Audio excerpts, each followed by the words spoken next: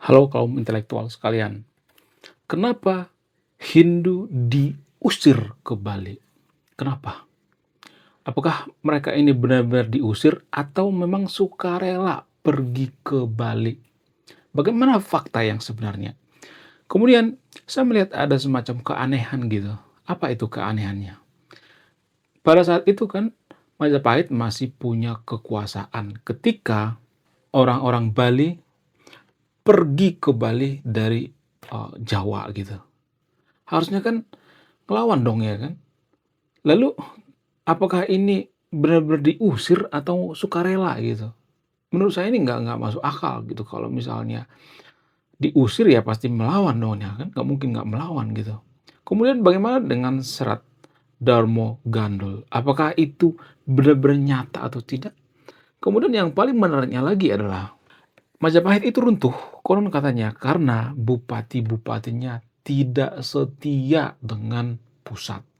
Jadi bupati-bupati, gubernur-gubernurnya, ya kemudian, yang dipercaya oleh pemerintahan Majapahit saat itu tidak loyal lagi terhadap pemerintahan atau raja Majapahit saat itu, sehingga Majapahit runtuh. Nah, yang jadi permasalahan, kenapa tidak loyal lagi? Apakah ini ada faktor daripada agama? Apakah ini karena bupati-bupatinya mengkafir-kafirkan kerajaan Majapahit saat itu? Wow, luar biasa.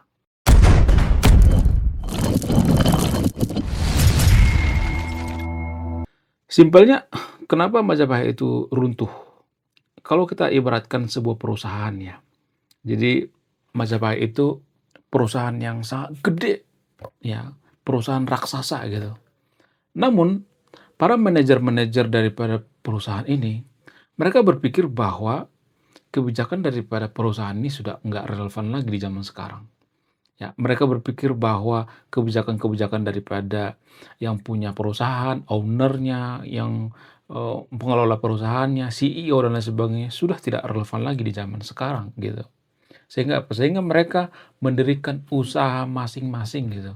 Ya, katakanlah misalnya nih ya, perusahaan HP misalnya ya, ternyata teknologi daripada HP ini sudah ketinggalan ya, yang disarankan oleh CEO misalnya, atau yang punya perusahaan atau owner-nya.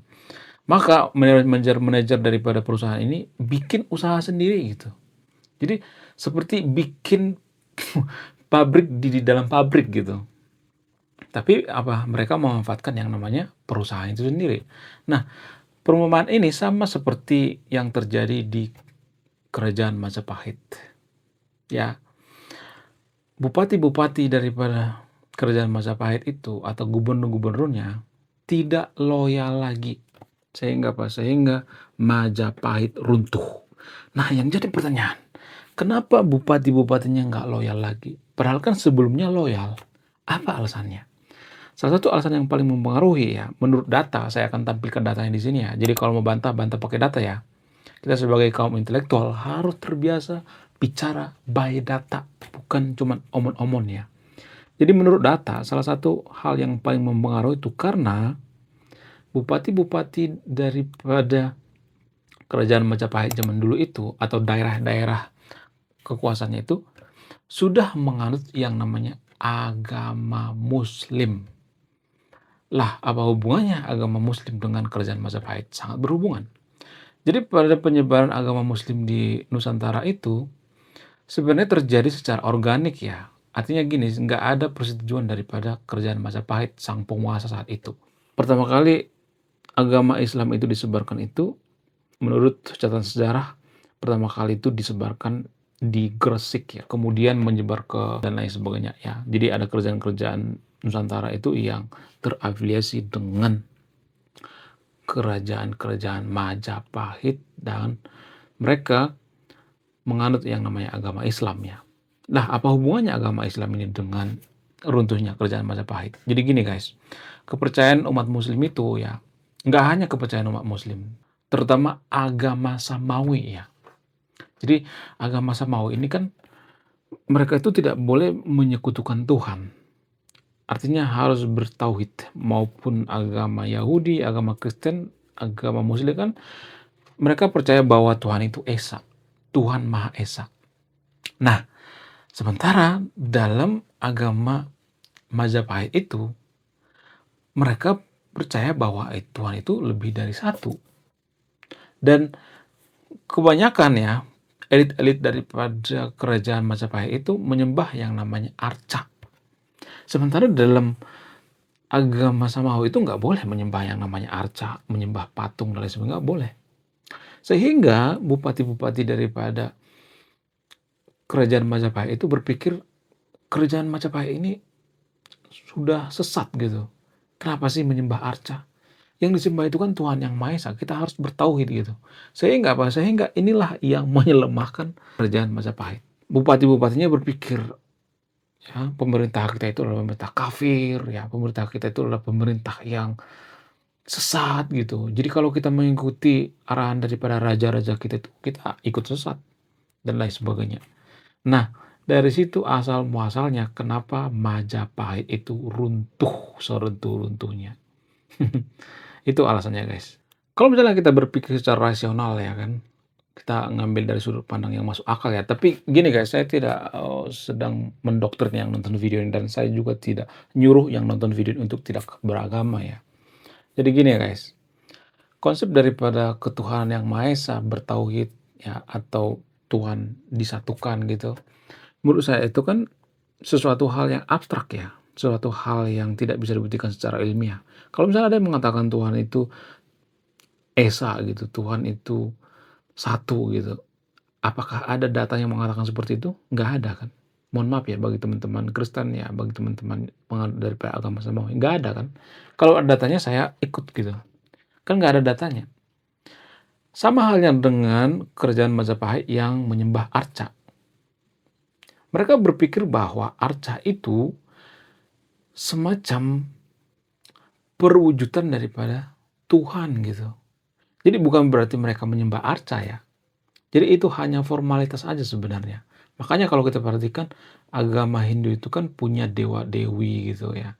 Kalau kita perhatikan di India itu di rumah-rumah ada semacam dewa-dewa gitu ya.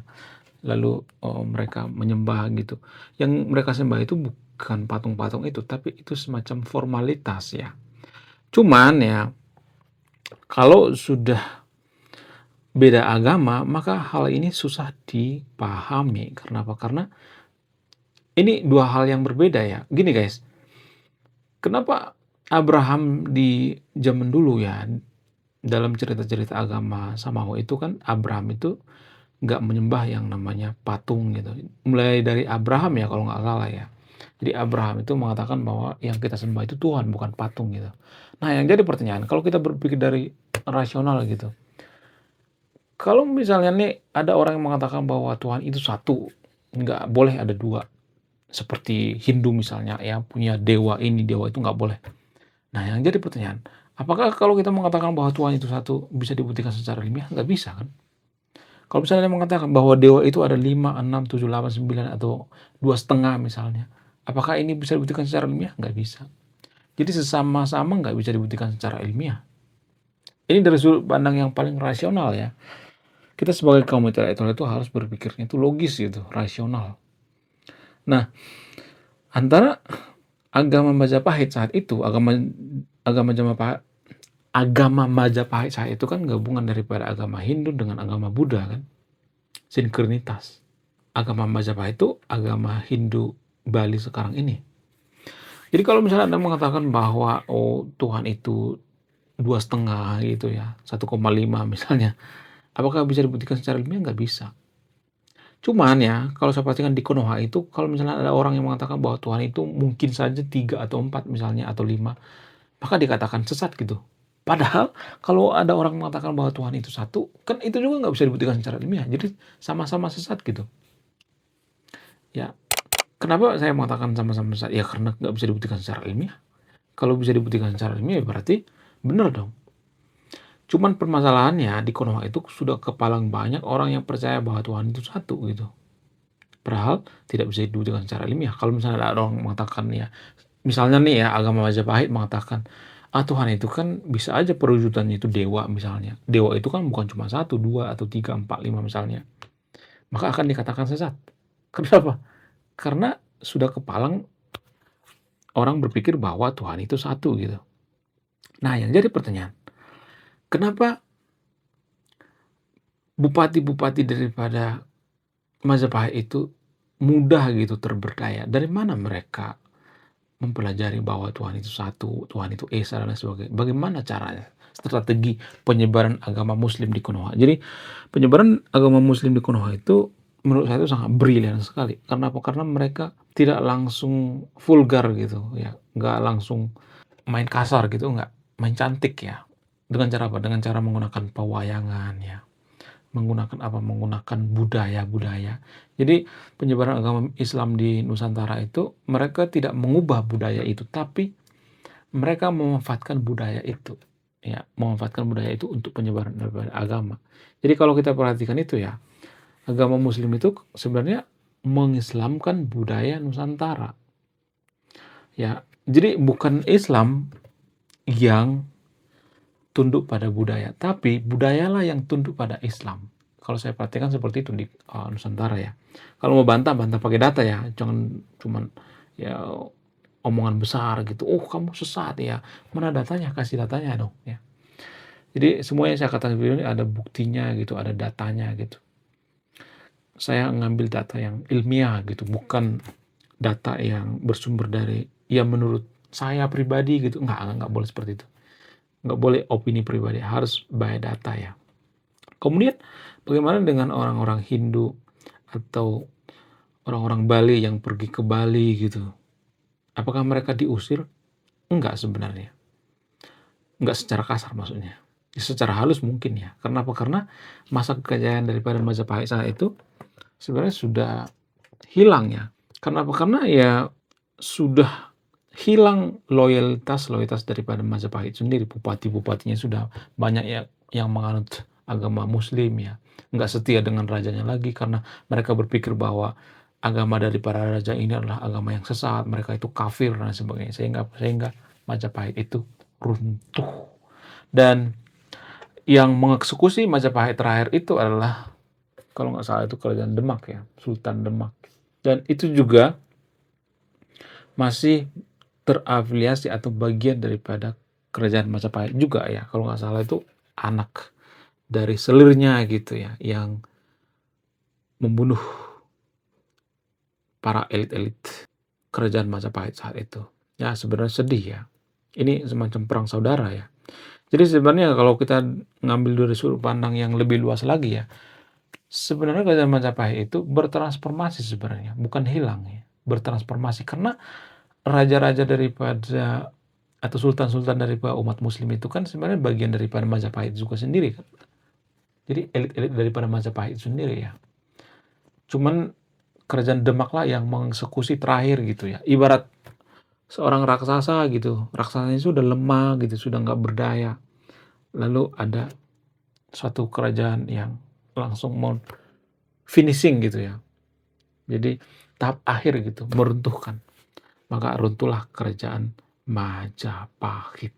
Dan ketika Majapahit runtuh, maka tidak ada peluang lagi ya buat orang-orang Hindu Bali untuk bertahan di Pulau Jawa gitu. Nggak semuanya sebenarnya ya orang-orang Hindu Bali itu berasal dari Pulau Jawa ya.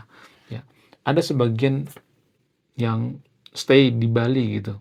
Tapi bersama mereka itu mereka satu agama gitu. Jadi kalau mereka stay di Pulau Jawa, maka mereka itu tidak akan punya kesempatan jadi elit lagi gitu ya. Sehingga apa? Sehingga ya kadangkala mereka dikucilkan secara halus gitu. Ya karena bayangkan misalnya nih kalau misalnya dia gabung terhadap pemerintahan-pemerintahan atau kesultanan Muslim misalnya, ya kalau jadi pejabat kan harus Muslim kan, nggak boleh beragama Majapahit kan. Ya nggak dilarang sebenarnya, tapi secara tidak tertulis seperti itu. Sama seperti zaman sekarang ini. Emang agama Kristen bisa presiden di Indonesia? Nggak bisa kan? Ya nggak ada undang-undang melarang itu, tapi ya, tapi kita tahu bersama bahwa itu nggak bisa. Karena apa? Karena nggak akan ada yang milih. Contoh misalnya kalau misalnya ada yang calon nih agama Kristen misalnya nih, Ahok misalnya jadi presiden. Apakah ada yang milih? Nggak ada. Jadi gubernur aja dijegal ya kan, apalagi jadi presiden. Yang bener aja. Emang kita tuh sudah kacau tahu sebenarnya negara Konoha itu. Jadi pemimpin itu juga harus seiman gitu. Padahal kan kita nggak bisa makan dari agama kan. Makan tuh seimannya. Makan tuh seagama. Jadi itu sejarah singkat ya. Sebenarnya sudah banyak yang ngebahas tentang Majapahit ini, tapi sangat jarang bahas tentang hubungan penyebaran agama terhadap ya korelasi daripada kehancuran agama Majapahit itu sendiri atau kerajaan Majapahit itu sendiri ya. Itu yang saya perhatikan. Bagaimana dengan serat Darmo Gandul? Jujur ya guys ya, serat Darmo Gandul itu nggak terbukti secara ilmiah guys. Mohon maaf ya bagi teman-teman yang nonton video ini. Saya yakin yang nonton video ini banyak dari kalangan penghayat kepercayaannya. Itu nggak terbukti secara ilmiah guys. Saya harus jujur ya. Saya nggak boleh berbohong gitu. Sebagai konten kreator saya harus memberikan data yang jujur. Itu nggak terbukti secara ilmiah guys. Serat Darmo Gandul itu semacam, mohon maaf ya, novel ditulis ya oleh seseorang karena keresahannya ya melihat bangsa ini, sehingga ditulislah Serat Darmo Gandul. Ada perjanjian misalnya bla bla bla bla. Itu semacam novel guys ya. Jadi novel itu kan, mohon maaf ya, rata-rata kan 80% itu kan nggak terbukti secara ilmiah. Kecuali dia dokumenter gitu ya, atau mungkin katakanlah kreatif non fiksi misalnya, atau buku non fiksi misalnya, bukti sejarah atau buku sejarah fakta misalnya, itu bisa dibuktikan secara ilmiah. Tapi kalau novel-novel itu nggak bisa guys. Serat Darmo Gandul itu novel guys. Maaf ya bagi teman-teman yang nonton video ini ya, karena saya sangat sering menonton ya video-video yang berbau Serat Darmo Gandul gitu. Enggak, itu novel guys, itu fiktif ya, nggak bisa dibuktikan secara ilmiah. Kalau misalnya ada yang mengatakan bahwa ada datanya, coba nanti kasih datanya di kolom komentar ya. Saya akan bahas di next video ya. Dari mana saya tahu ya? Karena saya tuh lulusan sastra guys. Saya tahu dan bisa membedakan mana cerita yang ilmiah, mana yang tidak ilmiah. Karena ya spesialis saya di situ. Makanya saya bahas ya tentang kitab suci, ya kemudian manuskrip-manuskrip kesusastraan, ya fakta-fakta sejarah dan lain sebagainya. Karena itu yang saya pelajari dulu di kampus gitu. Ya, kita belajar tentang kesusastraan gitu, belajar tentang budaya, belajar tentang culture, antropologi dan sebagainya. Jadi itu satu kesatuan ya. Karena kita itu kan Fakultas Ilmu Budaya, FIB ya. Fakultas Ilmu Budaya itu mempelajari tentang antropologi, budaya, sastra dan sebagainya ya. Humanisme dan lain sebagainya. Ada banyak ya pelajaran-pelajaran daripada sastra di kampus ya. Jadi dan tersahabat yang TV ini kalau mau kuliah, pengen kuliah lagi, boleh tuh ya. Jurusan sastra, saran dari saya. Karena apa? Karena saya pengen dari Indonesia itu ada satu orang saja yang bisa memenangkan Nobel Sastra. Menurut saya itu sangat-sangat luar biasa sekali kalau dari Indonesia itu punya ya seorang peraih Nobel satu saja ya. Itu menurut saya pribadi ya. Oke, sekian video ini ya. Saya tidak akan memberikan kesimpulan ya. Silahkan disimpulkan sendiri ya. Mohon maaf ya guys, kalau saya menyimpulkan itu artinya saya berpihak ya. Jadi inti daripada video ini, mari kita berpikir rasional gitu. Karena gini guys ya, kenapa Majapahit itu runtuh? Karena apa? Karena rebutan kekuasaan. Dan karena kalah dalam apa? Dalam berfilsafat. Itu sebenarnya. Kenapa agama muslim itu cepat menyebar di Konoha? Apa alasannya? Karena kita kalah dalam berfilsafat gitu. Kita kalah dalam bertasawuf gitu. Kita kalah dalam berdebat gitu. Kita kalah dalam berpikir gitu. Padahal sama aja kan. Tuhan Esa dengan Tuhan daripada Majapahit itu kan sama aja. Sama-sama nggak bisa buktikan secara ilmiah. Ya ngapain kita harus menjelek-jelekan kerajaan Majapahit ya kan. Kenapa kita harus menjelek-jelekan agama daripada Majapahit ya kan. Sama-sama nggak bisa buktikan kok ya. Nggak bisa dibuktikan secara ilmiah. Oke, sekian video. Terima kasih sudah menonton kami. Saya kaum intelektual, salam rasional.